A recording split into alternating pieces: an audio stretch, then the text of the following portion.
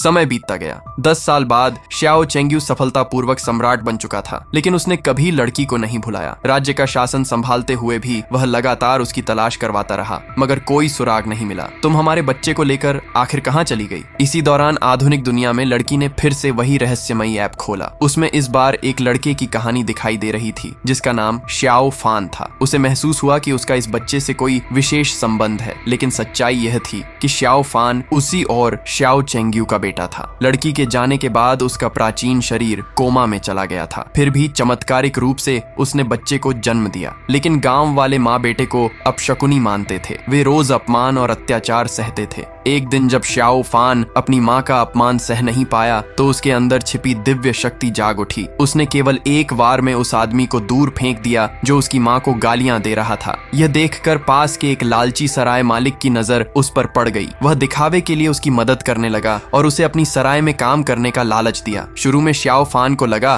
कि उसे कोई अच्छा इंसान मिल गया है, लेकिन एक रात जब वह अपनी माँ के लिए थोड़ा बचा हुआ खाना ले गया, तो मालिक ने उसे बेरहमी से पीटा। यह सब आधुनिक दुनिया में बैठी लड़की ने ऐप के जरिए देख लिया। फिर उसने सिस्टम के माध्यम से श्याओ फान से संपर्क किया और उसकी मदद करने का फैसला किया। उसने कहा, मुझे स्वर्ग की देवी समझ लो, अगर जिंदा रहना है तो जैसा मैं कहूँ वैसा करो। जब मालिक उसके पैर तोड़ने वाला था, तब श्याओ फान बोला, मुझे मत मारिए, मैं नमक का विकल्प बना सकता हूँ जिससे आपकी सराय बहुत पैसा कमाएगी। शुरू में मालिक ने विश्वास नहीं किया, लेकिन श्याओ फान ने समझाया कि अगर वह मर गया तो मालिक को कोई फायदा नहीं होगा। आखिरकार मालिक मान गया। लड़की के मार्गदर्शन में श्याओ फान ने सीप से ओनेस्टर सॉस बनाना सीख लिया, जो नमक का बेहतरीन विकल्प था। उसने ओनेस्टर सॉस से कई स्वादिष्ट व्यंजन भी तैयार किए। ये खबर जल्द ही सम्राट तक पहुंच गई। सम्राट को बताया गया कि कोई व्यक्ति निजी तौर पर नमक बेच रहा है। जांच करने पर पता चला कि वह नमक नहीं बल्कि ओनेस्टर सॉस नामक नया मसाला था। जब सम्राट ने उसका स्वाद चखा